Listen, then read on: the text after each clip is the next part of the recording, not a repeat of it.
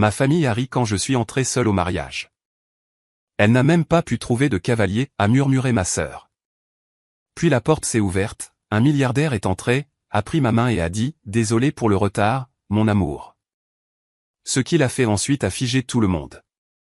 Dès l'instant où je suis entré seul au mariage de ma cousine Camille, toute ma famille a éclaté en rires étouffés et en chuchotements. Pauvre Amélie, toujours la carriériste, jamais la mariée. Ma tante Marguerite a ricané assez fort pour que toute la rangée l'entende. Ce qu'ils ignoraient, c'est que dans exactement 27 minutes, lorsqu'Antoine Laurent, le milliardaire de la tech et mon fiancé secret depuis 6 mois, franchirait ses portes à ma recherche, leur moquerie se transformerait en quelque chose de bien plus désespéré. Une opportunité. Si vous regardez cette vidéo et avez déjà ressenti le pincement du rejet familial, pour ensuite les voir revenir en rampant lorsqu'ils avaient besoin de quelque chose, vous n'êtes pas seul. Grandir en tant qu'Amélie Dubois signifiait vivre avec une étiquette permanente, la déception de la famille. Malgré mon diplôme de HEC Paris, major de ma promotion en ingénierie informatique, et un poste à 6 chiffres décroché avant mes 25 ans, j'étais toujours présenté aux réunions de famille comme celle qui ne s'est pas encore casée. Ma famille française traditionnelle et un peu bourgeoise mesurait le succès en mariage et en petits-enfants, pas en réussite professionnelle ou en indépendance financière. Ma cousine Camille, en revanche, était l'enfant prodige.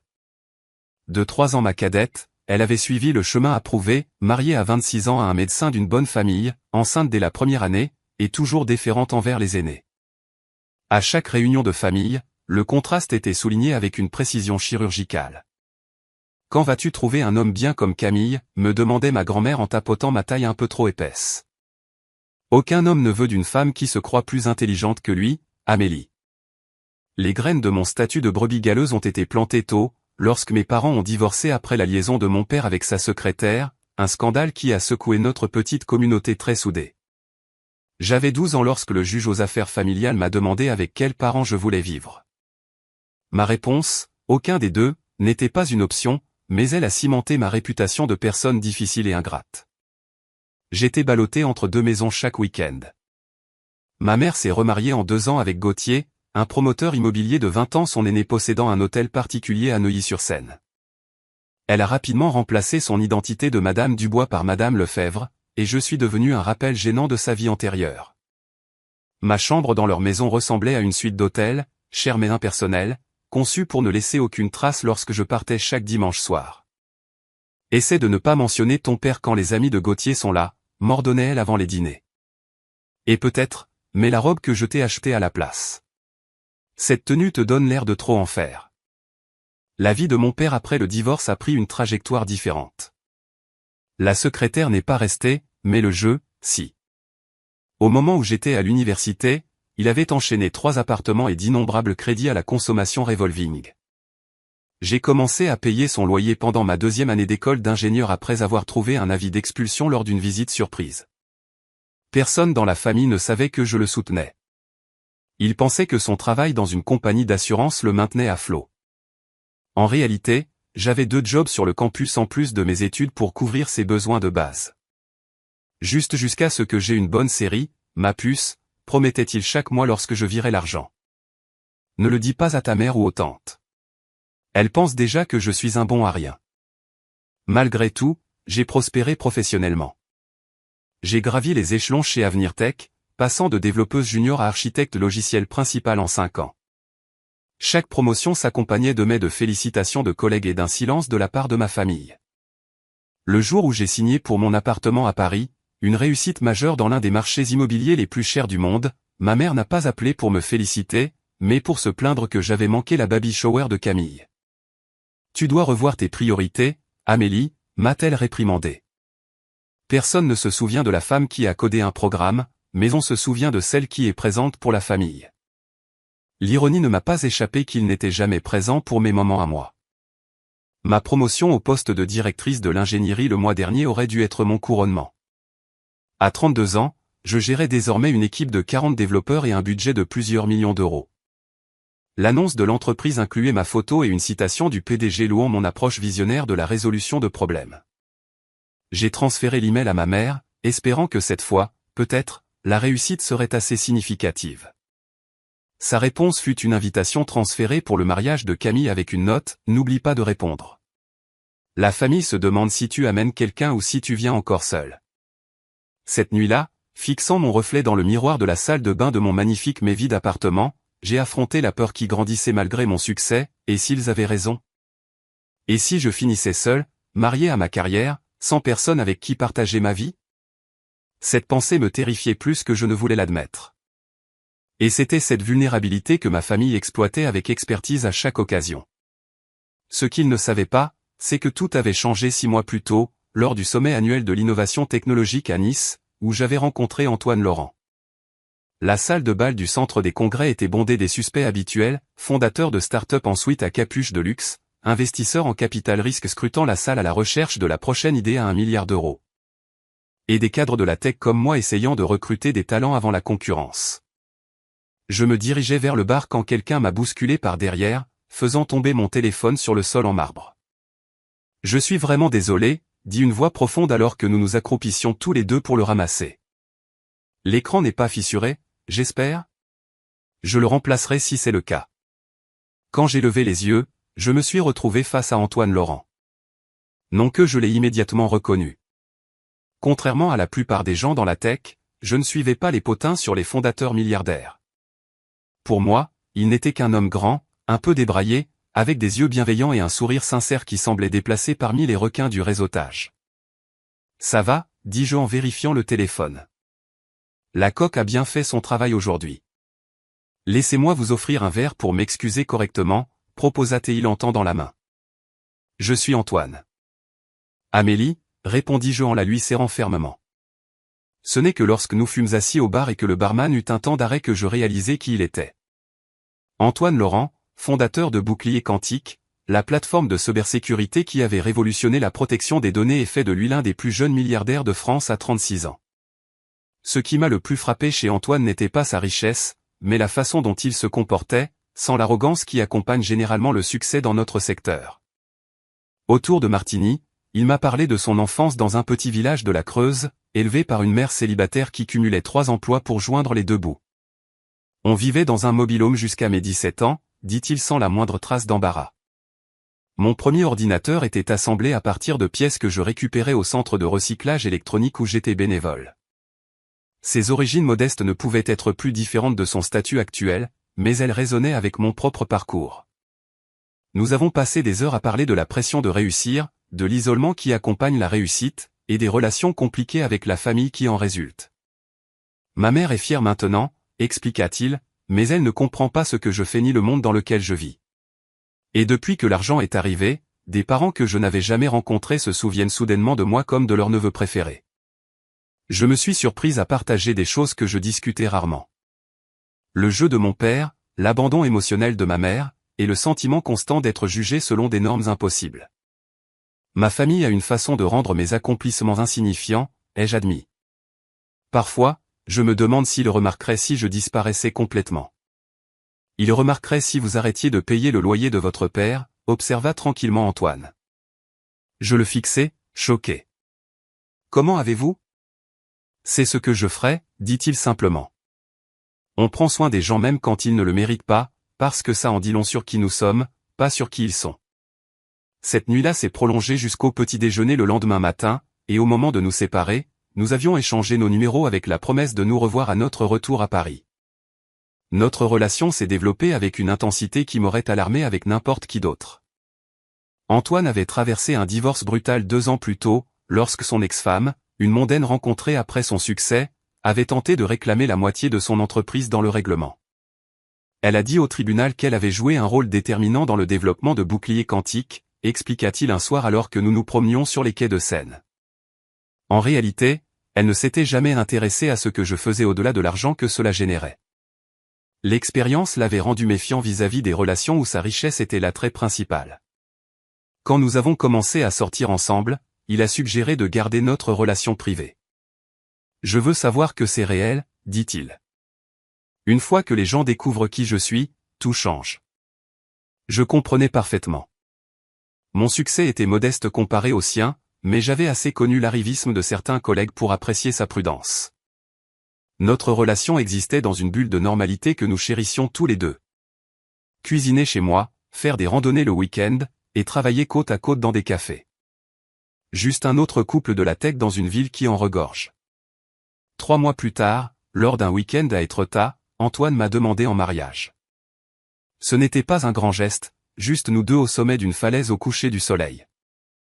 La bague, une simple alliance en platine qui avait appartenu à sa grand-mère.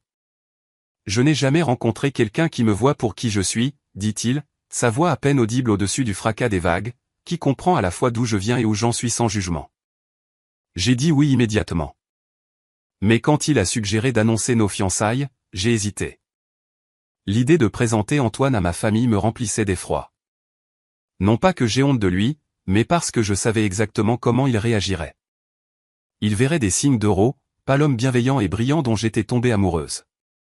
Attendons, ai-je suggéré. Je ne suis pas prête à partager ça avec tout le monde pour l'instant. Antoine a compris ma réticence, mais lorsque l'invitation au mariage de Camille est arrivée, il m'a encouragé à y aller. Les familles sont compliquées, dit-il. Mais rompre complètement les ponts apporte rarement la paix. J'ai accepté d'y aller, mais j'ai insisté pour y assister seul. J'ai besoin de gérer la dynamique familiale sans qu'ils se concentrent immédiatement sur toi, ai-je expliqué. Une fois qu'ils sauront pour toi, c'est tout ce qu'ils verront. La veille du mariage, ma mère a appelé pour confirmer ma venue et pour exprimer sa déception que j'y aille en solo. Tout le monde amène quelqu'un, Amélie. Même ta petite cousine Manon amène son nouveau petit ami et elle n'a que 20 ans. Que vont penser les gens? Ils penseront que je suis assez indépendante et sûre de moi pour assister seule à une réunion de famille, ai-je répondu, essayant de garder ma voix égale. Ils penseront que tu n'as trouvé personne prêt à supporter ton rythme de bourreau de travail, a-t-elle rétorqué sèchement. Ça te tuerait de faire un effort pour t'intégrer pour une fois.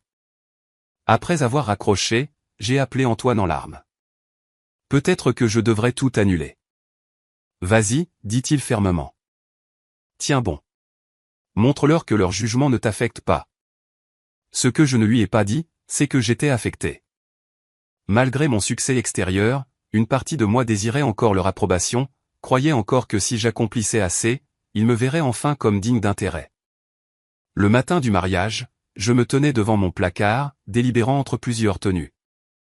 J'ai finalement choisi une robe en soie émeraude simple mais élégante de la dernière collection Chanel, une pièce qui coûtait plus que mon remboursement hypothécaire mensuel, mais qui paraîtrait sobre à un œil non averti.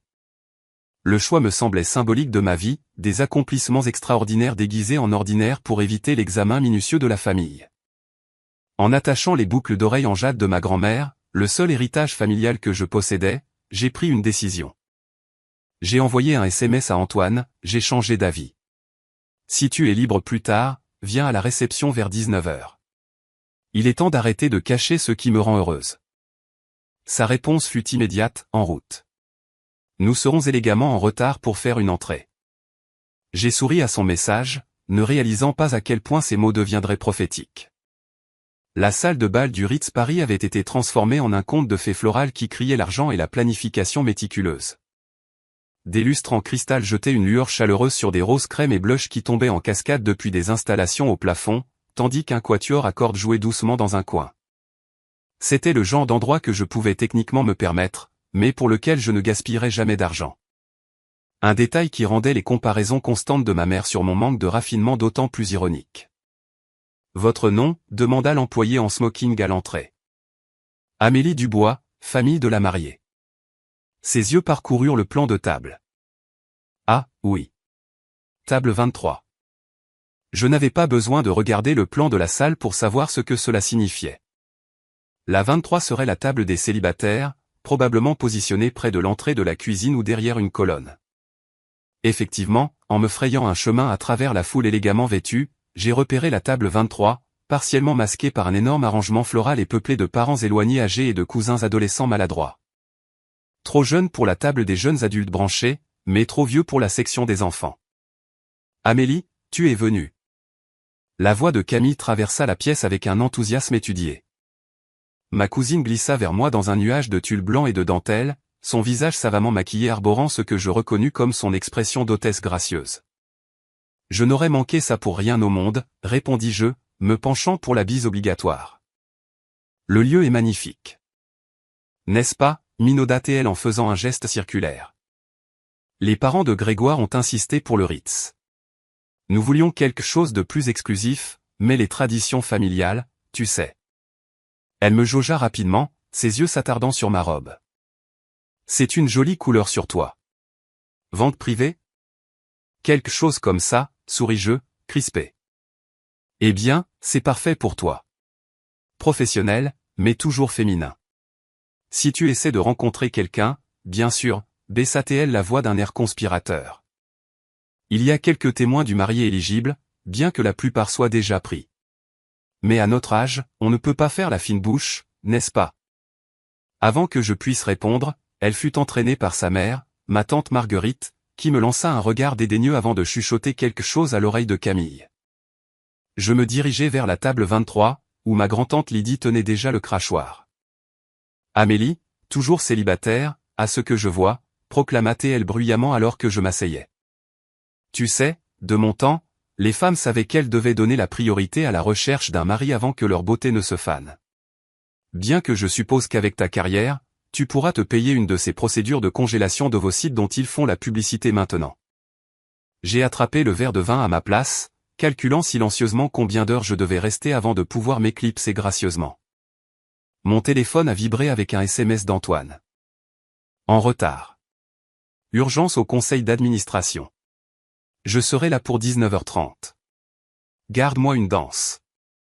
Alors que je tapais ma réponse, l'oncle Robert s'est matérialisé à côté de moi, sa carrure imposante bloquant la lumière. Voilà ma nièce préférée avec son super job dans la tech, tonna-t-il en me posant une main sur l'épaule. Je voulais te demander conseil pour la retraite. Ta tante et moi pensons qu'il est peut-être temps de liquider certains investissements. Il me fit un clin d'œil complice. Mais si tu continues à grimper l'échelle de l'entreprise, peut-être qu'on pourra simplement emménager avec toi un jour. Tu auras plein de place dans la grande maison que tu finiras par acheter, non? En fait, je possède déjà un appartement, oncle Robert, lui rappelai-je. À Paris. Ah, mais ce n'est qu'un tremplin, rit-il. Une femme seule comme toi n'a pas besoin de beaucoup d'espace. Une fois que tu seras une grande ponte, tu passeras à la vitesse supérieure. La famille prend soin de la famille, après tout. Alors qu'il s'éloignait à la recherche du bar ouvert, j'ai entendu mes cousins Brian et Théo à la table voisine. 20 € Camélie vient avec un chat au prochain mariage de famille, ricana Brian. 50 qu'elle n'est même pas invitée au prochain, répliqua Théo. T'as vu le regard noir que Camille lui a lancé? Je parie qu'elle ne l'a invité que parce que tante Lise a insisté. Ma mère, Lise Dubois-Lefebvre, choisit ce moment pour apparaître, accompagnée de Gauthier et d'un autre couple que je reconnus comme ses associés.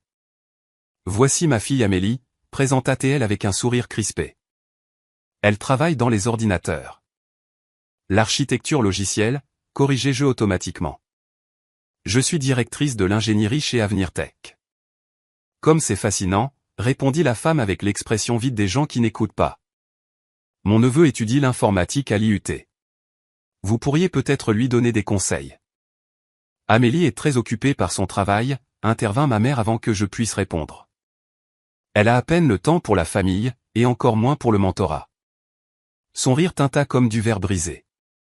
Mais nous sommes si fiers de son indépendance.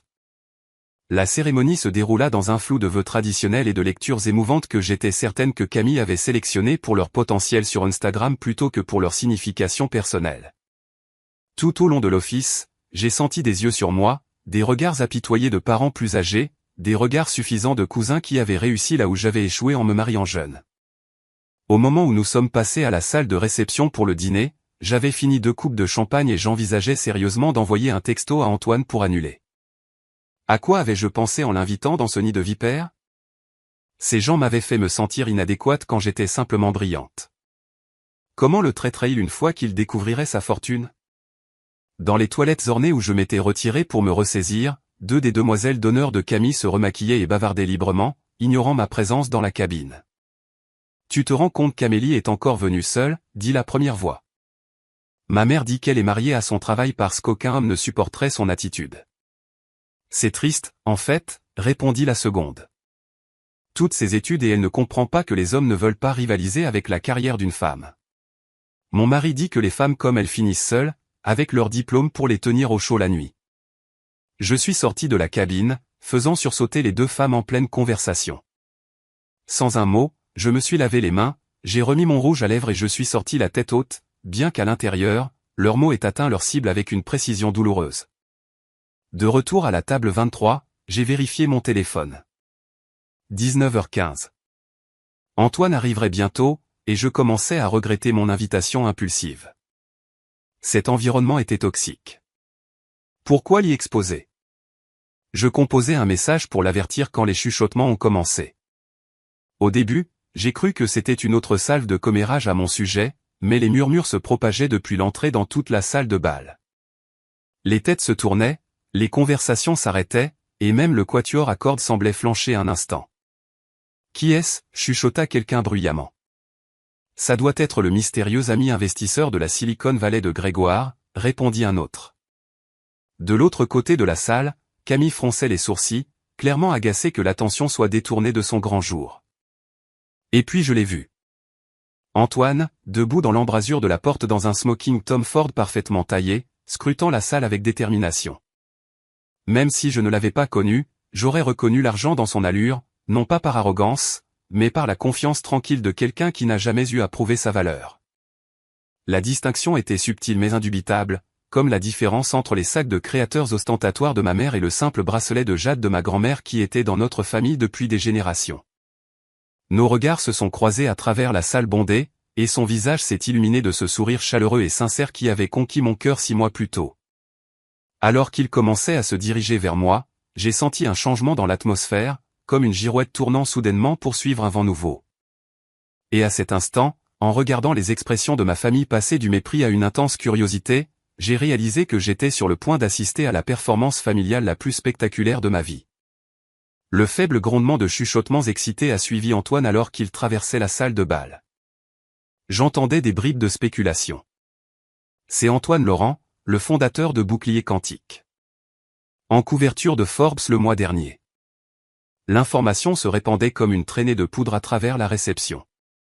Quelqu'un près de moi le cherchait frénétiquement sur Google, haletant devant les résultats. Antoine, inconscient de l'agitation qu'il créait, gardait les yeux fixés sur moi avec ce sourire légèrement en coin qui faisait toujours battre mon cœur. Il a navigué autour de la piste de danse avec une grâce désinvolte, hochant poliment la tête aux personnes qui tentaient d'attirer son attention, mais sans jamais rompre sa marche vers la table 23. Désolé d'être en retard, dit-il en se penchant pour m'embrasser sur la joue. Les membres du conseil d'administration peuvent parler des heures pour ne rien dire. Tu es là maintenant, répondis-je, soudainement consciente de chaque paire d'yeux dans notre voisinage, observant cette interaction avec une attention soutenue. Ma grand-tante Lydie, qui quelques instants auparavant se lamentait de mon célibat, se redressait maintenant et tapotait ses cheveux argentés. Amélie, ma chérie, tu ne vas pas nous présenter ton ami? Sa voix avait grimpé d'au moins une octave par rapport à son ton précédent. Antoine, voici ma grand-tante Lydie. Tante Lydie, voici Antoine Laurent. Mon fiancé, compléta-t-il, lui prenant la main et la serrant chaleureusement. C'est un plaisir de rencontrer la famille d'Amélie. Elle parle souvent de vous. Le mensonge était aimable mais complètement transparent pour moi. En 6 mois de relation, je n'avais mentionné ma famille que lorsque c'était nécessaire et jamais avec affection. Pourtant, Antoine, avec sa grâce sociale innée, charmait déjà ma grand-tante Lydie, qui ronronnait presque de plaisir. Fiancée, s'exclama-t-elle. Amélie, petite coquine, tu nous caches des choses. Elle se tourna vers la table entière. Avez-vous tous entendu? Amélie est fiancée. Et juste comme ça, la table 23, auparavant la Sibérie des placements de mariage, est devenue le centre de l'attention. Les parents qui avaient à peine reconnu mon arrivée trouvaient soudain des raisons de s'arrêter, leur visage arborant des expressions de surprise ravie qui ne parvenaient pas tout à fait à masquer leurs calculs. De l'autre côté de la salle, j'ai vu ma mère figée en pleine conversation, sa coupe de champagne à mi-chemin de ses lèvres alors qu'elle assimilait cette nouvelle. Même à distance, je pouvais lire la succession rapide d'émotions sur son visage, le choc, la confusion, et enfin, le plus révélateur, l'opportunité. Elle s'excusa auprès de son cercle et fonça vers notre table, interceptée brièvement par ma tante Marguerite, qui lui chuchota quelque chose d'urgent à l'oreille tout en faisant un geste dans notre direction. Au moment où elles nous ont rejoints, les deux femmes s'étaient transformées en versions radieuses et accueillantes d'elles-mêmes que je n'avais jamais rencontrées auparavant. Amélie, s'extasia ma mère, m'embrassant avec un enthousiasme sans précédent. Pourquoi ne m'as-tu pas dit que tu amenais quelqu'un de si spécial? Sans attendre de réponse, elle se tourna vers Antoine et lui tendit la main. Lise Lefebvre, la mère d'Amélie. Et voici ma belle-sœur, Marguerite. Antoine Laurent, répondit-il en leur serrant la main à toutes les deux. J'ai beaucoup entendu parler de la famille. Félicitations pour le magnifique mariage de votre fille, ajouta-t-il à l'adresse de tante Marguerite. Oh, merci, minauda tante Marguerite. Camille sera ravie de savoir qu'une personne de votre calibre assiste à son grand jour. Elle se pencha d'un air conspirateur. Je vous ai reconnu immédiatement, bien sûr. Votre travail en cybersécurité est révolutionnaire. Mon mari Robert est dans la finance. Je dois absolument vous le présenter.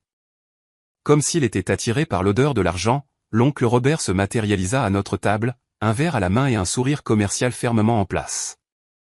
Ai-je entendu mon nom? Robert Dubois, patriarche de la famille et fier père de Camille. Il serra vigoureusement la main d'Antoine. Formidable mariage, n'est-ce pas? On n'a pas regardé à la dépense pour ma petite fille.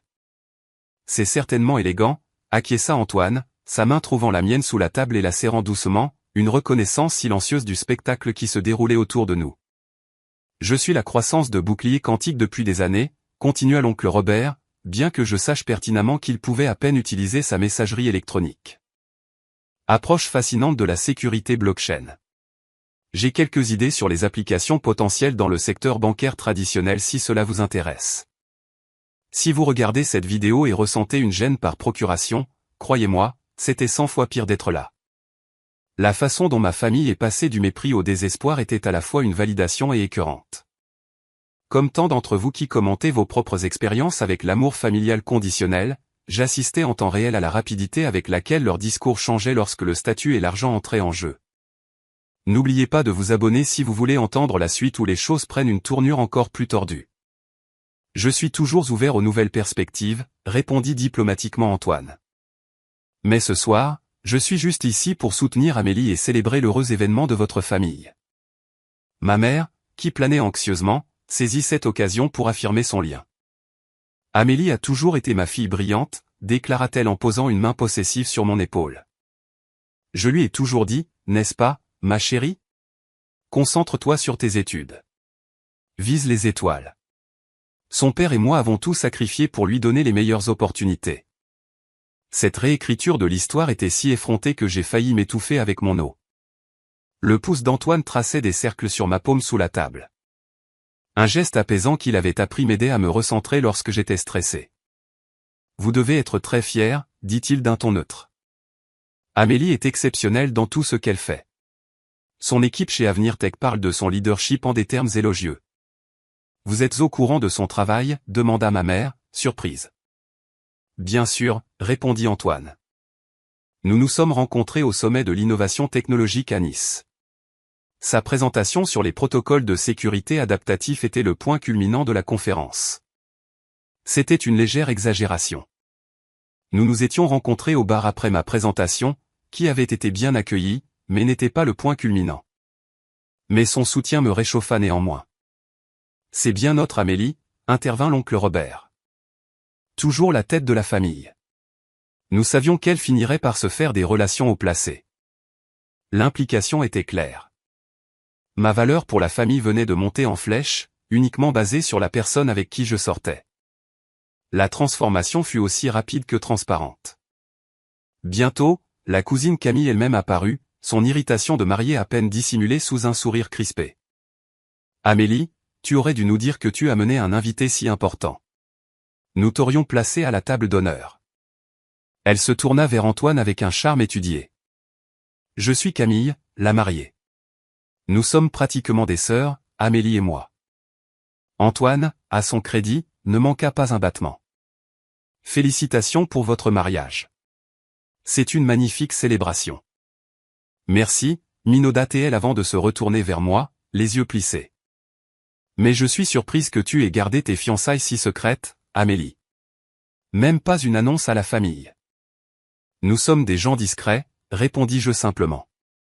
Eh bien, vous devez absolument venir prendre des photos avec nous, insista Camille, bien que je remarquais que l'invitation était clairement destinée à Antoine plutôt qu'à moi. Grégoire adorerait vous rencontrer. Il est dans le capital risque, vous savez. Peut-être plus tard, déclina Antoine. Je viens d'arriver et je n'ai même pas eu la chance de vraiment discuter avec ma fiancée. Le terme possessif envoya une autre onde de choc parmi les parents assemblés. J'ai vu ma petite cousine Manon envoyer des textos frénétiquement, sans doute pour répandre la nouvelle à ceux qui n'étaient pas à portée de voix. Alors que Camille retournait à contre-cœur vers ses autres invités, j'ai regardé mes parents se disperser stratégiquement dans la réception, chacun planifiant clairement sa prochaine approche. Ma mère avait accaparé le photographe du mariage, arrangeant probablement des photos avec Antoine. L'oncle Robert était déjà en grande conversation avec le père de Grégoire, faisant des gestes dans notre direction. Tante Marguerite tapait furieusement sur son téléphone, googlant probablement la valeur nette d'Antoine. « Est-ce tout ce que tu attendais ?» murmura Antoine, ses yeux pétillants d'amusement. « Pire, admis-je. Je suis désolé de t'infliger ça. Ne le sois pas. C'est fascinant d'un point de vue anthropologique. » Il balaya la pièce du regard. « Bien que je sois surpris que ton père ne se soit pas encore approché. Il est probablement au bar, soupirai-je. Il trouve ces réunions de famille difficiles. » Comme par hasard, j'aperçus mon père qui nous observait de l'autre côté de la salle, son expression indéchiffrable. Contrairement aux autres, il ne fit aucun mouvement pour s'approcher, se contentant de lever légèrement son verre en signe de reconnaissance lorsque nos regards se croisèrent. Avant que je puisse décider d'aller vers lui, ma mère réapparut avec le photographe du mariage à sa suite. « Nous devons absolument prendre des photos du couple heureux, annonça-t-elle. Antoine, cela vous dérangerait terriblement ? C'est pour l'album de famille. » Alors que nous posions pour les photos, des photos que je savais n'avoir jamais été prévues avant l'arrivée d'Antoine, j'ai ressenti un malaise croissant. Ce n'était plus simplement amusant. Cela révélait quelque chose de laid sur ma famille, et par extension sur le monde dans lequel Antoine naviguait quotidiennement. Les gens ne le voyaient pas, lui. Ils voyaient ce qu'il représentait, tout comme ma famille ne m'avait jamais vu, moi. Le photographe nous a positionnés près du gâteau de mariage orné, demandant à Antoine de se rapprocher, de mettre son bras autour de moi. Ma mère planait à proximité, dirigeant la séance photo avec une autorité croissante. Peut-être qu'Amélie pourrait porter mon collier de diamants pour les photos, suggéra-t-elle, défaisant déjà la pièce ostentatoire que Gauthier lui avait offerte pour leur anniversaire. Ça irait très bien avec sa robe. Ses boucles d'oreilles en jade sont parfaites, intervint doucement Antoine. Les héritages familiaux ont plus de sens que les bijoux empruntés, vous ne trouvez pas ? La réprimande subtile fit taire ma mère momentanément. Alors que le photographe continuait de prendre des photos, Antoine me chuchota à l'oreille, « Ça va ? On peut partir si c'est trop. » En levant les yeux vers son expression inquiète, j'ai réalisé quelque chose d'important. Pendant que ma famille voyait des signes d'euro, Antoine me voyait, moi, comme il l'avait toujours fait. Le contraste ne pouvait être plus frappant. « Ça va », l'assurai-je. En fait, je vais mieux que bien. Pour la première fois à un événement familial, j'ai l'impression d'avoir un allié. Ce que je ne réalisais pas alors, c'est à quel point ce sentiment de validation se transformerait en trahison au fur et à mesure de la soirée, et à quel point j'aurais besoin de cette alliance quand je découvrirais ce que ma famille disait vraiment dans notre dos. Le dîner a été servi peu après l'arrivée d'Antoine, mais la nourriture était clairement secondaire par rapport à l'opportunité de réseautage que ma famille percevait. Le coordinateur du mariage a dû demander à plusieurs reprises aux gens de retourner à leurs places assignées alors qu'un flot constant de parents trouvait des excuses pour visiter la table 23. Mon cousin au 3e degré, Julien, qui avait ignoré mes 3 dernières cartes d'anniversaire, se souvint soudain de nos étés d'enfance ensemble au lac d'Annecy. « Tu te souviens comment on attrapait des grenouilles près du ponton, Amélie ? C'était le bon temps. » Dis, mon fils postule à des programmes d'ingénierie cet automne. Tu pourrais peut-être glisser un mot quelque part ? Ma tante Viviane, qui avait un jour dit à ma mère que j'étais trop opiniâtre pour faire une bonne épouse, ne cessait maintenant de louer mon esprit indépendant. J'ai toujours dit à Alice qu'Amélie trouverait sa voie. Certaines fleurs éclosent plus tard, mais de manière plus spectaculaire, n'est-ce pas, Antoine ? Même les cousins adolescents qui s'étaient moqués de moi plus tôt traînaient maintenant dans le coin, mentionnant de manière pas si subtile leur compte Instagram et leur chaîne YouTube au cas où quelqu'un serait intéressé à soutenir de jeunes créateurs. L'oncle Robert, comme on pouvait s'y attendre, était le plus transparent. Après son 3e passage à notre table, il abandonna finalement toute prétention de conversation décontractée et sortit une carte de visite de la poche de sa veste. Antoine, je repensais à notre discussion de tout à l'heure. Mon cabinet est toujours à la recherche d'opportunités d'investissement innovantes. Il fit glisser la carte sur la table. Je suis spécialisé dans la gestion de portefeuilles à haute valeur nette. Peut-être pourrions-nous déjeuner la semaine prochaine. C'est moi qui invite, bien sûr. Je demanderai à mon assistant de vous contacter, répondit Antoine sans s'engager, empochant la carte sans la regarder. Ma mère s'était autoproclamée le guide personnel d'Antoine pour la famille, le paradant comme un trophée qu'elle avait obtenu grâce à une éducation parentale supérieure. Antoine, vous devez absolument rencontrer ma cousine Éléonore. Elle est au conseil d'administration de l'orchestre symphonique. Oh, et voici le collègue de Gauthier de la société de promotion immobilière. Il commence la construction de résidences de luxe à la Défense le mois prochain. J'ai observé cette performance avec un malaise croissant, me souvenant de toutes les fois où elle avait rejeté mes réalisations comme étant insignifiantes. Maintenant, elle utilisait ma relation pour élever son propre statut social, réécrivant notre histoire à chaque présentation. J'ai toujours encouragé les ambitions d'Amélie, l'ai-je entendu dire à un invité impressionné. Je savais qu'elle était destinée à de grandes choses. L'intuition d'une mère, vous savez. Antoine, à son crédit, a gardé son sang-froid tout au long de ce défilé, mais je pouvais voir son sourire devenir plus figé au fil de la soirée. Pendant un bref moment seul, alors que le dessert était servi, il se pencha près de mon oreille. « Le mari de ta cousine ne te quitte pas des yeux depuis 20 minutes, murmura-t-il. Dois-je m'inquiéter ? J'ai jeté un coup d'œil pour voir Grégoire, le nouveau mari de Camille, me regarder en effet avec une intensité qui me mettait mal à l'aise. Ça, c'est nouveau, admis-je. Il a à peine reconnu mon existence pendant la fête de fiançailles. Comme s'il était attiré par notre attention, Grégoire s'approcha de notre table, une coupe de champagne à la main. Amélie, nous n'avons pas eu l'occasion de discuter, dit-il, son regard oscillant entre Antoine et moi avec un intérêt calculé. Tu as l'air différente ce soir. Le mariage te va bien, Grégoire, répondis-je de manière pointue. Camille doit t'occuper avec le déménagement dans votre nouvelle maison. La maison ? Oui, dit-il vaguement, son attention clairement ailleurs. Antoine, je suis l'expansion de boucliers quantiques sur les marchés asiatiques. Stratégie brillante. J'ai quelques idées sur les synergies potentielles avec les biens immobiliers de ma famille à Monaco si cela vous intéresse.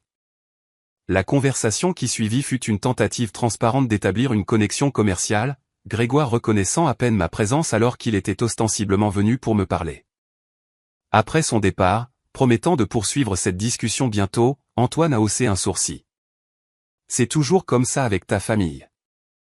Non, dis-je honnêtement. D'habitude, ils m'ignorent complètement, sauf s'ils ont besoin d'une assistance technique. Cette version est nouvelle. De l'autre côté de la salle, j'ai repéré mes jeunes cousines, Emma et Sophie. Autrefois des amies proches pendant l'enfance, mais distantes depuis que leur mère avait décidé que j'étais une influence douteuse. Maintenant, elles planaient à proximité, rassemblant clairement leur courage pour s'approcher. Amélie, appela finalement Emma, s'approchant avec Sophie. Tu nous as manqué aux réunions de famille ces derniers temps. J'ai assisté à tous les événements majeurs, fis-je remarquer. Nous étions à la même table pour le Nouvel An il y a 3 mois. Eh bien, on n'a pas vraiment parlé, rectifia Sophie. Tu sais comment c'est avec les fêtes de famille, tellement de monde. Bref, on se demandait si tu pouvais nous aider avec quelque chose. Emma vient d'obtenir son diplôme en marketing et je termine mon programme en école de commerce le semestre prochain. On a entendu dire qu'Avenir Tech avait un programme de stage incroyable. La demande était si prévisible que j'ai failli rire. Le processus de candidature est en ligne. C'est assez compétitif. Mais tu pourrais sûrement glisser un bon mot, insista Emma. Connexion familiale et tout ça. Avant que je puisse répondre, une autre cousine s'est approchée. Léa, la fille de tante Marguerite, qui avait rendu mon adolescence particulièrement misérable avec ses comparaisons constantes et ses pics subtils. Amélie, il faut absolument qu'on se rattrape, s'extasia-t-elle, ignorant complètement Emma et Sophie. Ça fait une éternité depuis notre virée shopping. Nous n'avions jamais fait de shopping ensemble, pas une seule fois. Antoine, je ne pense pas qu'on ait été présenté correctement, continua-t-elle, tendant la main avec un sourire étudié. Léa Dubois, la sœur de Camille et la cousine préférée d'Amélie quand on était petite. On était inséparables. La réécriture de l'histoire devenait de plus en plus créative de minute en minute. En réalité, Léa avait un jour accidentellement renversé du punch sur ma robe à sa fête de 18 ans après que j'ai reçu des compliments de son béguin.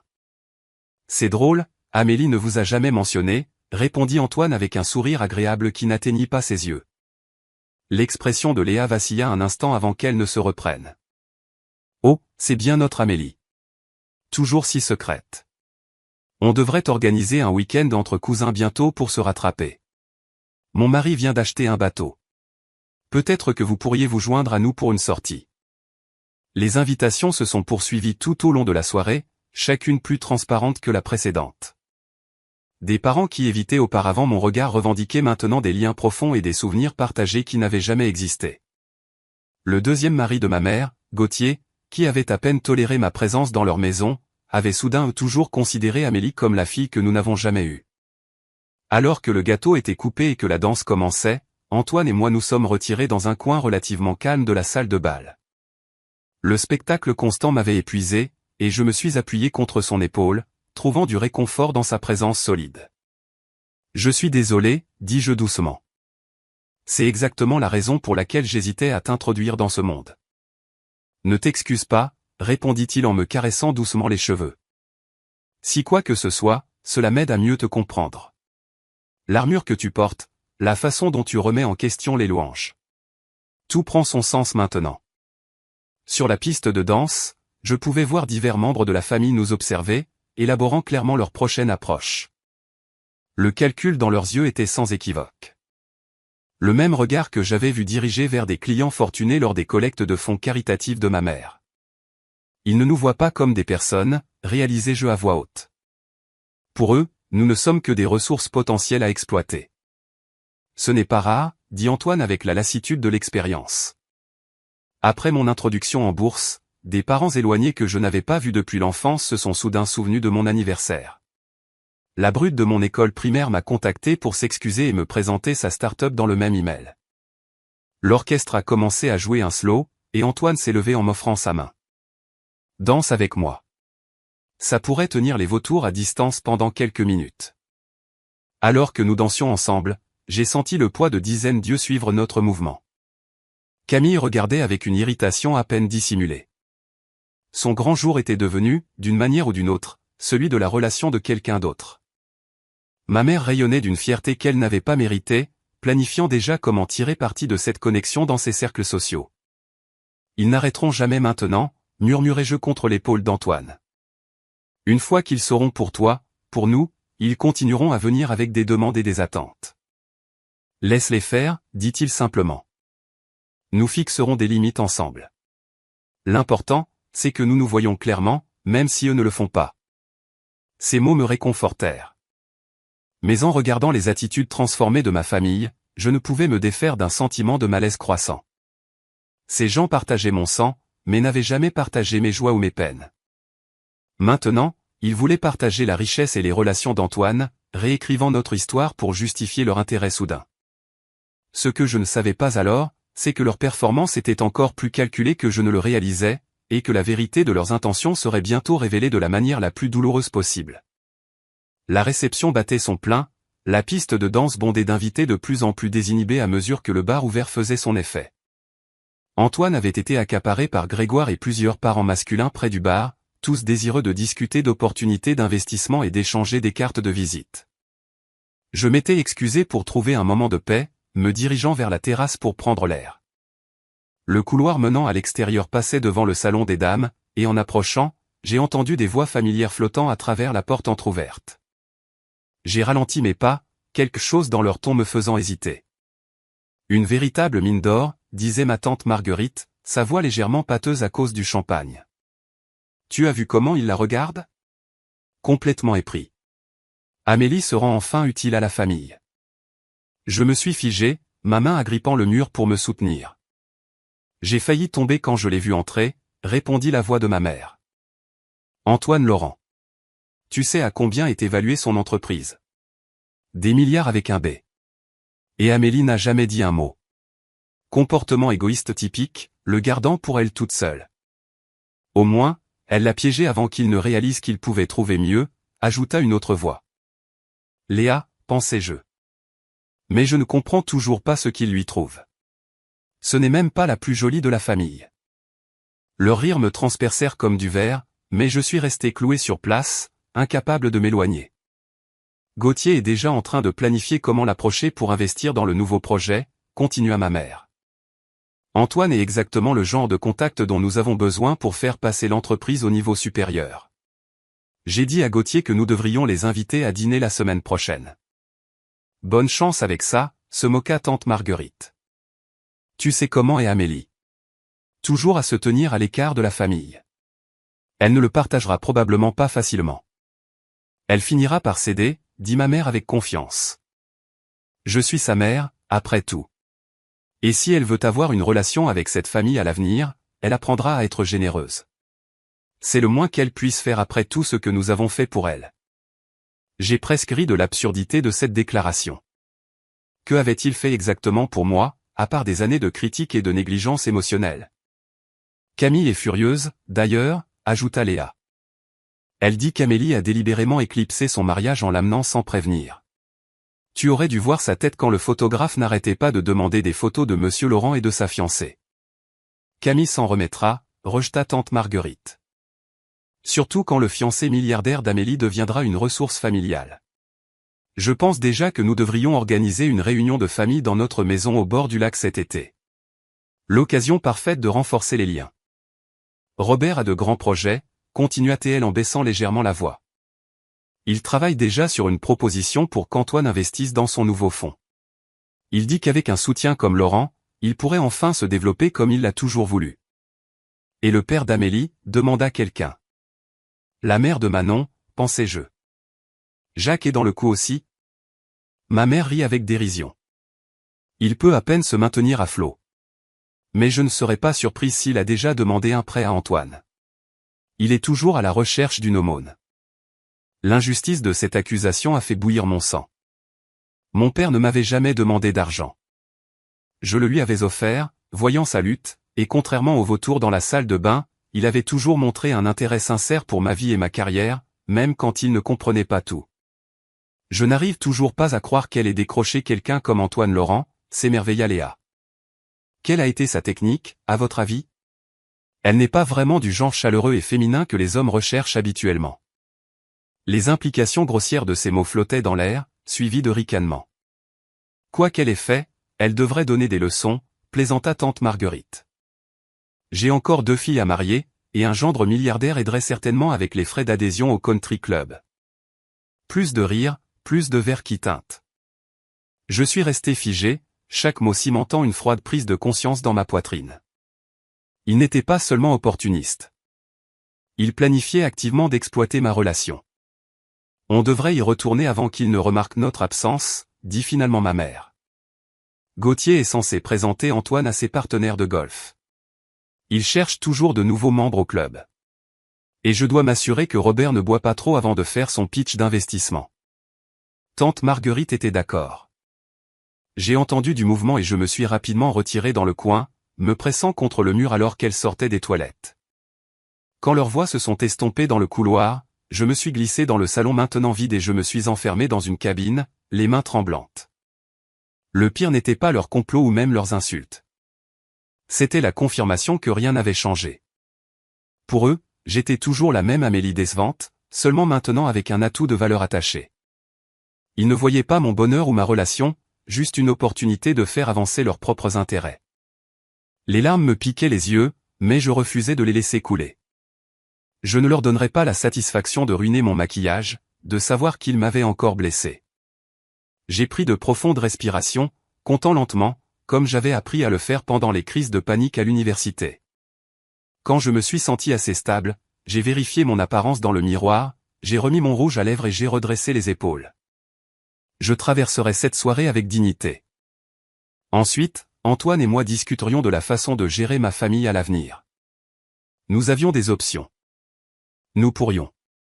La porte des toilettes s'est ouverte et Camille est entrée, s'arrêtant net en me voyant. Son visage parfaitement maquillé se crispa d'une irritation à peine dissimulée. « Te voilà. Ton fiancé te cherche. » Elle a souligné le mot fiancé avec une subtile moquerie. « Sacrée surprise pour tout le monde, tes fiançailles. C'est drôle comme tu n'en as jamais parlé avant ce soir. » « C'était privé, » répondis-je d'un ton égal. « Tout n'a pas besoin d'être une annonce publique, n'est-ce pas ? » Peut-être, dit-elle en examinant sa manucure, mais certains pourraient voir le fait de l'amener à mon mariage sans prévenir comme une tentative délibérée de voler la vedette. Ce n'était pas mon intention, dis-je sincèrement. Et encore félicitations pour ton mariage. Grégoire semble attentionné. Ses yeux se plissèrent à mon choix de mots prudents. Nous savions toutes les deux que son nouveau mari avait passé plus de temps à réseauter qu'à célébrer leur union ce soir. Garde juste ton petit ami milliardaire loin de mon mari, dit-elle sèchement. Grégoire n'a pas besoin d'être distrait par des discussions d'affaires pendant notre mariage. L'hypocrisie était stupéfiante. Grégoire avait été celui qui poursuivait Antoine sans relâche toute la soirée. Je ferai savoir à Antoine que tu préférerais qu'il se concentre sur la célébration de ton grand jour, répondis-je avec une douceur délibérée. Alors que je m'apprêtais à partir, Camille me bloqua légèrement le passage. Encore une chose, Amélie. Quand la famille commencera à demander des faveurs, et ils le feront, souviens-toi de qui a été là pour toi toutes ces années et de qui ne l'a pas été. La loyauté, ça compte. La menace était à peine voilée, et je sentis une bouffée de colère consumer le peu de patience qui me restait. Oui, ça compte, acquiesçai-je tranquillement. C'est pourquoi je me souviens exactement de qui était là quand j'avais besoin de soutien et de qui n'est apparu que lorsqu'il y avait quelque chose à gagner. Je la contournai et sortis, mon cœur battant la chamade, mais ma détermination se renforçant à chaque pas. La famille que j'avais passé des années à essayer de satisfaire venait de montrer son vrai visage de la manière la plus sans équivoque possible. Aucune réussite ne serait jamais suffisante. Ils augmenteraient simplement le prix de l'extraction. En rentrant dans la salle de bal, j'ai repéré Antoine immédiatement, sa grande silhouette se détachant parmi mes parents, qui avaient formé un cercle avide autour de lui. Ses yeux ont trouvé les miens à travers la pièce, et le soulagement sincère sur son visage quand il m'a vu contraster vivement avec les expressions calculatrices qui l'entouraient. Je me suis dirigé vers lui, chaque pas ressemblant à une décision. La conversation que j'avais surprise avait changé quelque chose de fondamental. Pas seulement sur la façon dont je voyais ma famille, mais sur la façon dont je me voyais moi-même et les choix que j'avais faits. Antoine s'est excusé auprès du groupe et m'a rejointe à mi-chemin, l'inquiétude évidente dans son expression. « Ça va ? Tu es parti un moment. » J'ai pris une profonde inspiration, levant les yeux vers l'homme qui avait vu de la valeur en moi bien avant de connaître ma famille ou leurs opinions. « Non, dis-je honnêtement, mais ça ira. Il faut qu'on parle. » Antoine me guida vers une alcôve tranquille près des portes de la terrasse, sa main chaude contre le bas de mon dos. La musique et le brouhaha s'estompèrent légèrement alors que nous nous éloignions de la zone principale de la réception. « Que s'est-il passé ? Demanda-t-il, sa voix basse d'inquiétude. J'ai hésité, tiraillé entre le désir de me décharger et celui de le protéger de la laideur que j'avais découverte. J'ai surpris une conversation de certains membres de la famille dans les toilettes, ai-je finalement admis. À notre sujet. À ton sujet, plus précisément. Son expression ne changea pas. Laisse-moi deviner. Il discutait de la meilleure façon de tirer parti de ta relation avec moi pour un gain financier. La précision de son évaluation me surprit. Comment le savais-tu ? Parce que pendant ton absence, ton oncle m'a accaparé avec une proposition d'investissement bancal qui aurait essentiellement canalisé de l'argent directement sur ses comptes personnels, expliqua Antoine tranquillement. Et le mari de ta cousine a suggéré que je pourrais vouloir prendre part à son prochain projet, qui semble consister entièrement en une idée qu'il a griffonnée sur une serviette en papier. Il se frotta légèrement la tempe. Oh, et le mari de ta mère a mentionné qu'il pourrait nommer une aile de leur prochain complexe immobilier après moi si j'étais intéressé à devenir un investisseur fondateur. Quand j'ai posé des questions sur les rendements projetés, il m'a assuré que ce n'était pas quelque chose dont je devais m'inquiéter. Mon visage brûlait de honte. Antoine, je suis tellement désolé. Je n'aurais jamais dû. Ne t'excuse pas pour eux, interrompit-il doucement. Ce n'est pas un reflet de toi.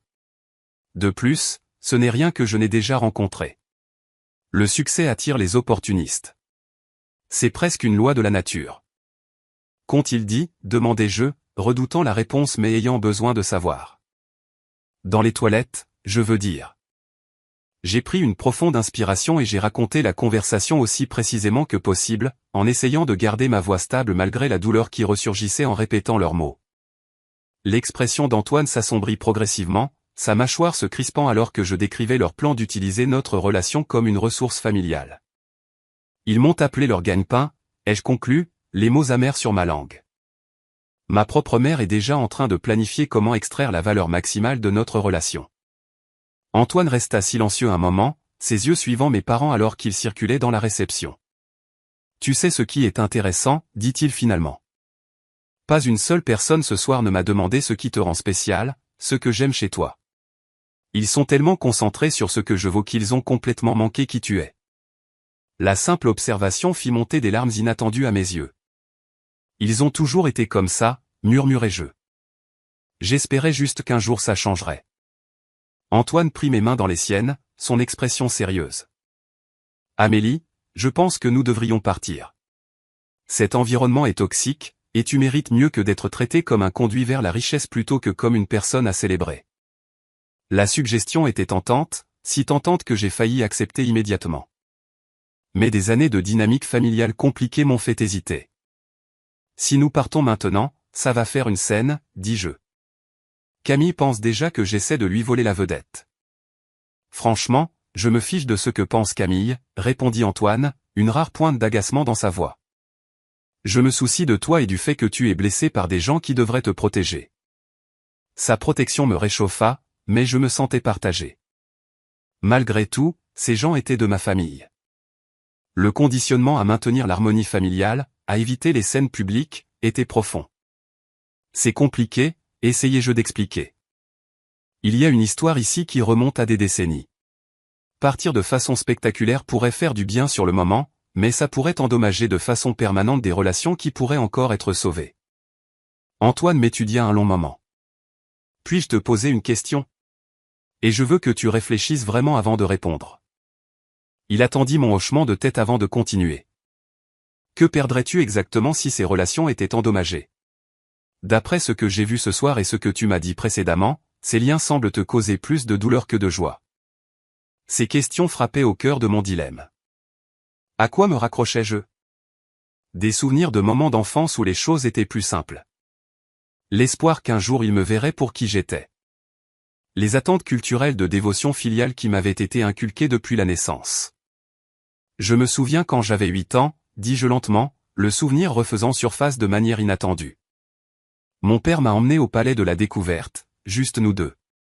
C'était avant le jeu, avant que tout ne s'effondre. Il m'a laissé explorer chaque exposition, sans jamais me presser. Quand je me suis enthousiasmé pour l'exposition sur la programmation informatique, il ne m'a pas dit que c'était pour les garçons ou que je devrais me concentrer sur autre chose.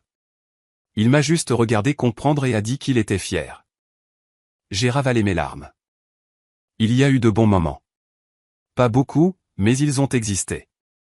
Je suppose que j'ai attendu que ces versions de ma famille reviennent. L'expression d'Antoine s'adoucit. Les gens que nous aimons sont complexes. Ils peuvent nous blesser profondément et avoir encore des moments de connexion sincère. La question est de savoir si ces moments suffisent à justifier la poursuite de schémas qui te causent de la douleur. Alors que nous étions là, j'ai vu mon père de l'autre côté de la salle nous regarder avec cette même expression indéchiffrable de tout à l'heure. Contrairement aux autres, il avait gardé ses distances toute la soirée, ne faisant aucune tentative pour approcher Antoine ou s'immiscer dans nos conversations. Mon père n'a pas essayé de t'utiliser, notai-je, plus pour moi-même que pour Antoine. Non, il ne l'a pas fait, acquiesça Antoine. Il est le seul à avoir gardé ses distances, en fait. Choix intéressant pour un homme qui aurait prétendument besoin d'aide financière. L'observation m'a frappé comme étant significative. Malgré ses difficultés financières, mon père avait montré plus d'intégrité ce soir que des parents qui vivaient dans le luxe. Le téléphone d'Antoine a vibré, et il y a jeté un bref coup d'œil avant que son expression ne change. Amélie, je dois te dire quelque chose. Pendant que tu étais partie, j'ai entendu ton oncle et ta tante discuter de leur projet d'annoncer nos fiançailles à tout le monde pendant le discours, sans nous consulter. Ils n'oseraient pas, dis-je, bien que je sache immédiatement qu'ils le feraient absolument. Ils ont déjà parlé au DJ pour qu'il leur donne le micro après le discours du témoin, confirma Antoine. Apparemment, ils veulent transformer nos fiançailles en une célébration familiale, une qui établit commodément leur lien avec moi devant tous leurs amis et associés. L'audace était à couper le souffle. Non seulement ils prévoyaient de détourner le mariage de Camille avec notre annonce, mais ils le faisaient sans même nous le demander, traitant notre relation comme un bien commun à exploiter pour le capital social. Donc, nous avons le choix, continua Antoine. Nous pouvons partir maintenant et éviter toute la situation. Nous pouvons rester et les laisser faire l'annonce, récompensant ainsi leur comportement. Ou l'incitai-je quand il fit une pause. Un léger sourire se dessina au coin de sa bouche. Ou nous pouvons prendre le contrôle du récit nous-mêmes. Quelque chose dans son ton me fit me redresser. À quoi penses-tu ? Je pense qu'il est temps que ta famille apprenne qui tu es vraiment et ce qu'ils ont manqué en te traitant comme une pensée après coup toutes ces années. Il me serra doucement les mains. Mais c'est ta décision. Ce sont tes parents, et tu devras faire face aux conséquences bien après ce soir. J'ai regardé la réception, ma mère charmant un associé d'Antoine qu'elle avait réussi à identifier et à accaparer, l'oncle Robert montrant quelque chose sur son téléphone à un groupe d'auditeurs impressionnés, tante Marguerite nous observant avec des yeux calculateurs de l'autre côté de la salle. Puis j'ai regardé Antoine, qui ne m'avait jamais rien demandé en 6 mois, sauf l'honnêteté et le partenariat. La décision s'est cristallisée avec une clarté surprenante. Faisons-le, dis-je. Reprenons le contrôle du récit. Ce que je ne savais pas, c'est que la confrontation que nous étions sur le point d'initier allait découvrir des secrets de famille bien plus profonds que je ne l'avais imaginé. Des secrets qui allaient modifier de façon permanente ma compréhension de la loyauté, de la trahison et de ce que signifie vraiment être une famille.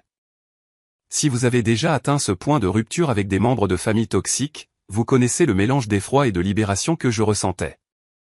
La partie suivante de cette histoire révèle à quel point la tromperie familiale peut être profonde et le moment où j'ai finalement trouvé ma voie. Comme tant d'entre vous qui ont partagé des expériences similaires dans les commentaires, parfois la chose la plus forte que nous puissions faire est de nous défendre, même si cela signifie affronter les personnes qui étaient censées nous aimer inconditionnellement. Abonnez-vous maintenant pour ne pas manquer la partie la plus satisfaisante de cette histoire de karma familial. Antoine et moi sommes retournés à la réception avec un objectif. Notre plan, simple mais potentiellement explosif, nous allions aborder l'opportunisme directement plutôt que de le laisser continuer sans contrôle.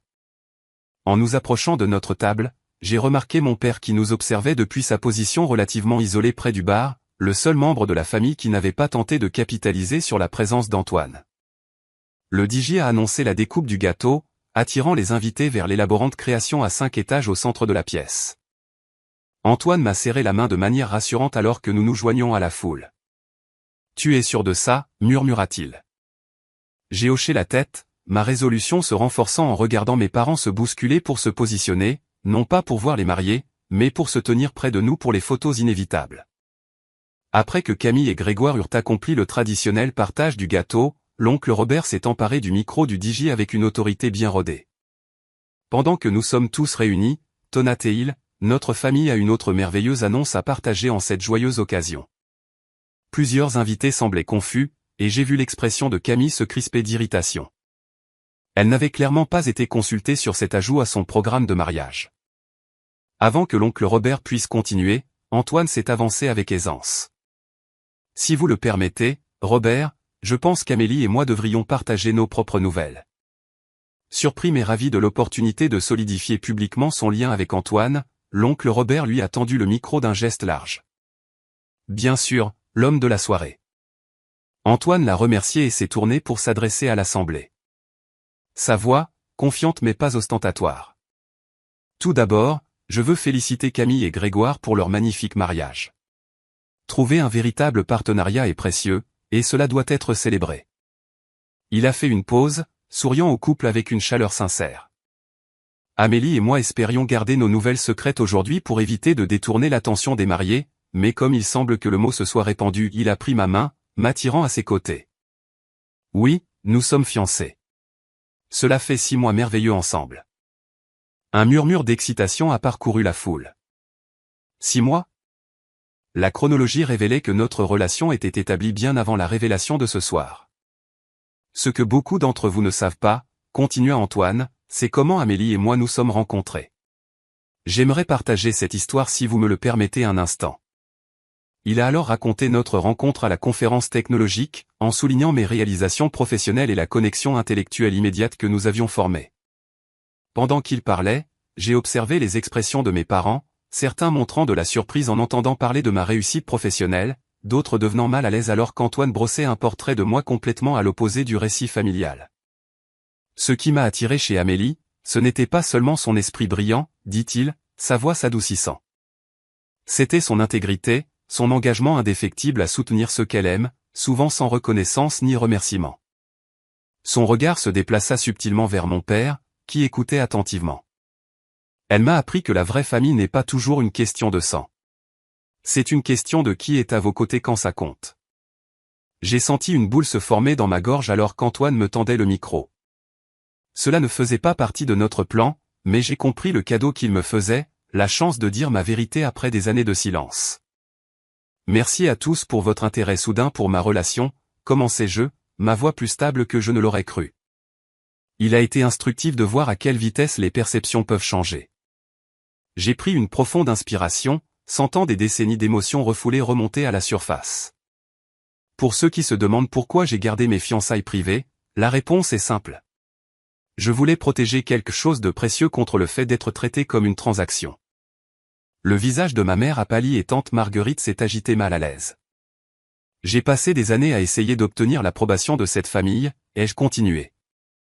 Réalisation, éducation, succès professionnel. Rien de tout cela ne semblait avoir d'importance parce que je ne suivais pas le chemin attendu. Ce soir a confirmé ce que je soupçonnais depuis longtemps, que l'acceptation dans cette famille est conditionnelle, basée non pas sur qui vous êtes, mais sur ce que vous pouvez fournir. Un silence tendu s'est abattu sur la réception. Du coin de l'œil, j'ai vu mon père se rapprocher, son expression indéchiffrable. Ce que vous ne savez peut-être pas, dis-je, regardant directement l'oncle Robert, c'est qu'Antoine vient d'un milieu modeste, un peu comme le mien. Son succès n'a pas été hérité ou obtenu par le mariage, il a été gagné par l'intelligence et le travail acharné, des qualités que cette famille a constamment sous-évaluées. Antoine a repris doucement le micro, sa main me soutenant à la taille. Puisque nous mettons les choses au clair, il y a quelques points qui devraient être abordés, dit-il calmement. Premièrement, pour dissiper toute idée fausse, j'ai une politique stricte contre l'investissement dans les entreprises familiales, quelle que soit la famille. Le visage de l'oncle Robert s'est visiblement décomposé, tandis que plusieurs autres parents se sont agités nerveusement. Deuxièmement, continua Antoine, contrairement à ce que certains pourraient croire, Amélie ne m'a jamais demandé une seule fois une aide financière, pour elle-même ou pour qui que ce soit d'autre. Son indépendance est l'une des nombreuses qualités que j'admire chez elle. Il fit une pause, son expression devenant plus sérieuse. Et enfin, quelque chose qui pourrait intéresser tout le monde ici, le lieu du mariage d'aujourd'hui.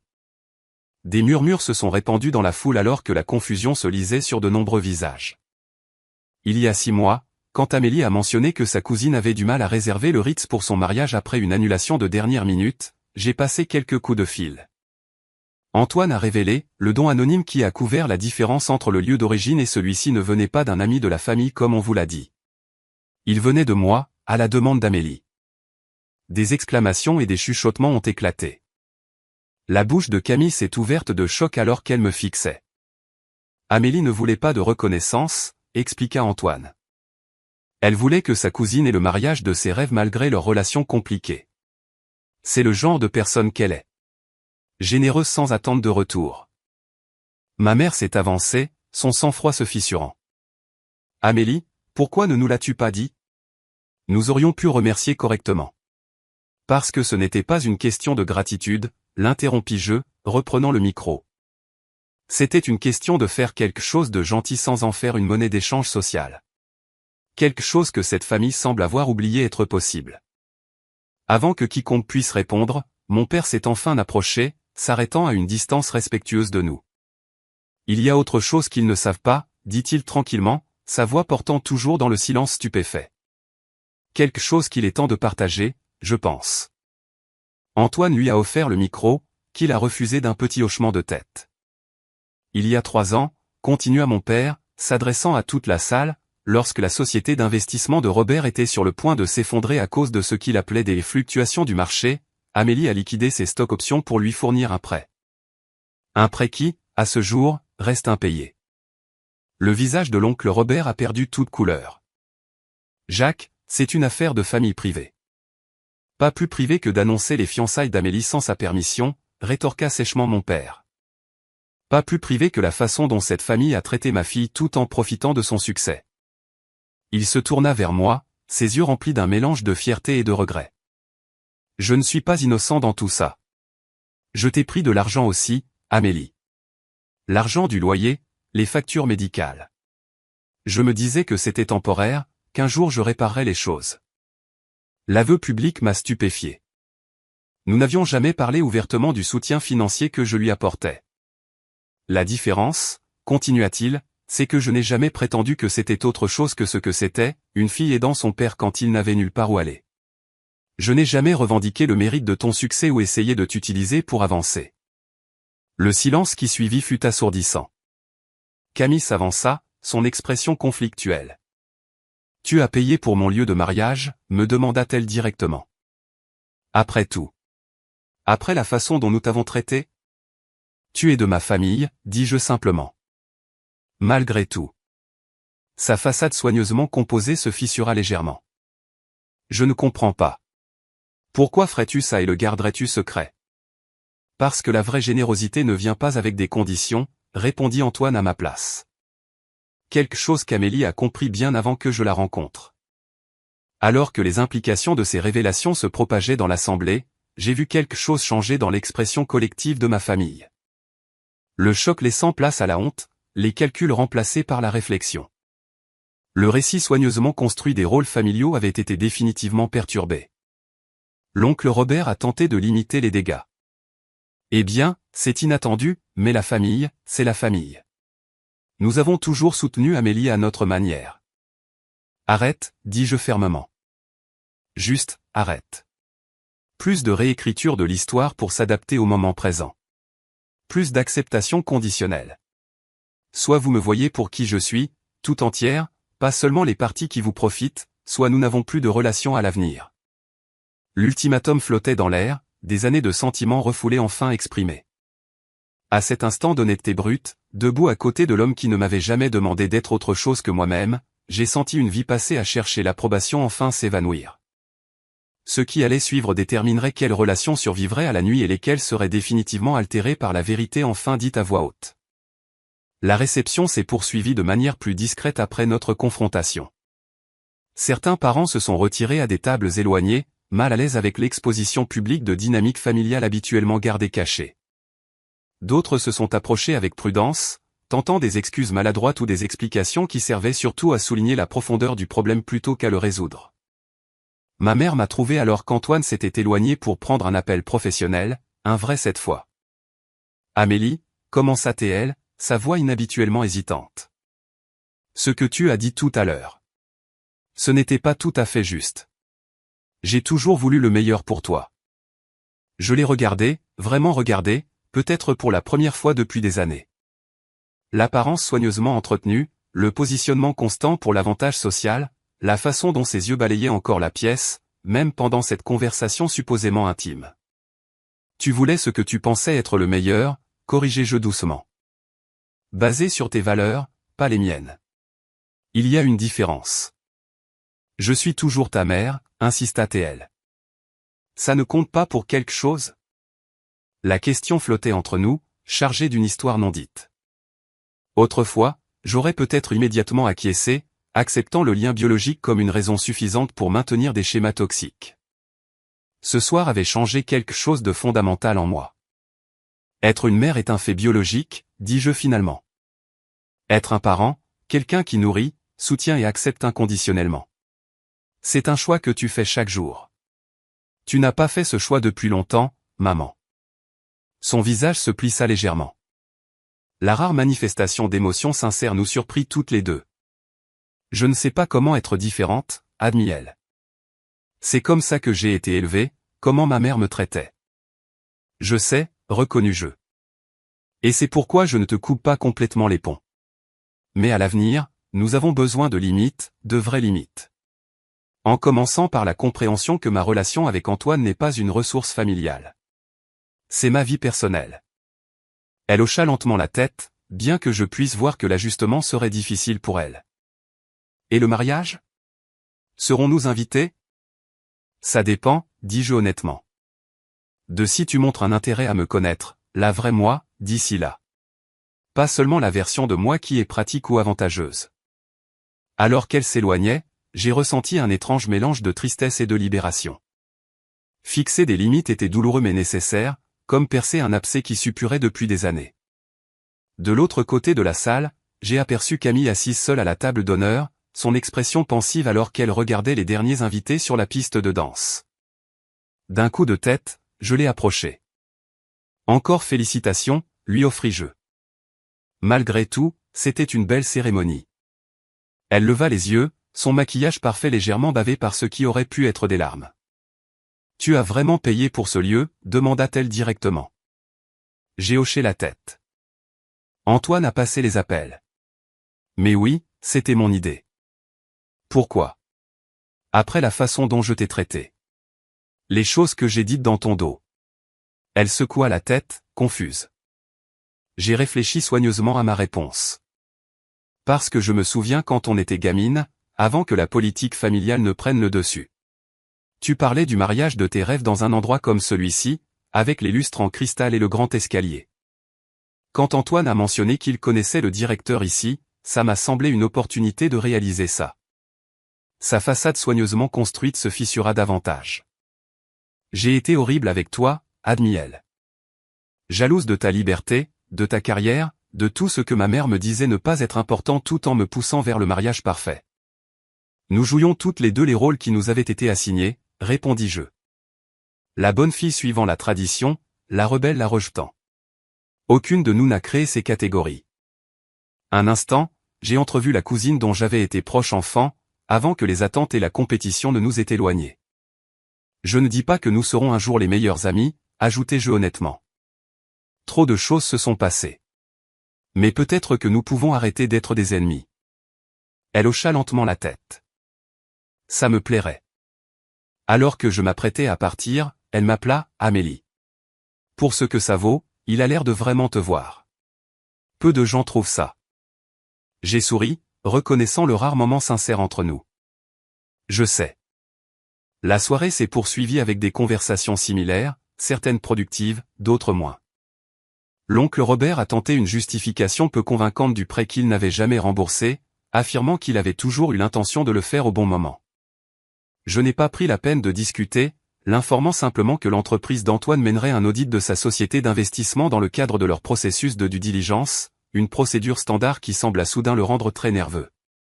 Tante Marguerite m'a complètement évité, bien que je l'ai surprise en train de dire à ses filles de maintenir la relation avec Amélie tout en jetant des regards calculateurs en direction d'Antoine. L'interaction la plus significative est venue en dernier, alors qu'Antoine et moi nous préparions à partir. Mon père s'est approché, gardant la distance respectueuse qu'il avait maintenue toute la soirée. Il a fallu du courage, dit-il simplement, hochant la tête vers la réception où la confrontation avait eu lieu. Tenir tête à la famille comme ça. J'avais un bon soutien, répondis-je en jetant un coup d'œil à Antoine. Oui, tu en avais. Mon père tendit la main à Antoine.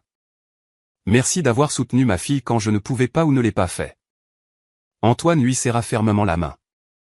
Elle n'a pas besoin de beaucoup de soutien, juste de quelqu'un qui reconnaisse sa valeur. Je l'ai toujours reconnu, dit doucement mon père. Je n'ai tout simplement pas toujours été assez bon pour le lui montrer. Il se tourna vers moi, une lueur de l'homme qui m'avait emmené au musée il y a si longtemps dans ses yeux. Je suis fier de toi, Amélie. Pas pour ton fiancé, pas pour ton travail, mais pour la femme que tu es devenue malgré nous tous. C'était l'approbation que j'avais attendue toute ma vie, et elle est venue non pas à cause d'une réussite extérieure, mais à cause d'un moment d'honnêteté brute. En quittant la réception, main dans la main avec Antoine, je savais que rien ne serait plus jamais pareil. Le chemin à parcourir avec ma famille serait long et compliqué, rempli de conversations difficiles et de limites à maintenir. Certaines relations ne s'en remettraient jamais, d'autres pourraient lentement se reconstruire sur une base plus honnête. Mais pour la première fois, Je ne me sentais pas défini par leurs attentes ou leurs déceptions. Je me sentais libre. Libre d'être la femme que j'avais travaillé si dur pour devenir, et libre de construire une nouvelle famille basée non pas sur des obligations de sang, mais sur le respect mutuel, l'amour inconditionnel et une vérité partagée. En regardant Antoine, dont le sourire reflétait ma propre joie nouvelle, j'ai réalisé que l'histoire que j'avais racontée à ma famille ce soir-là n'était pas seulement une confrontation. C'était une déclaration d'indépendance, et le véritable début de ma propre vie.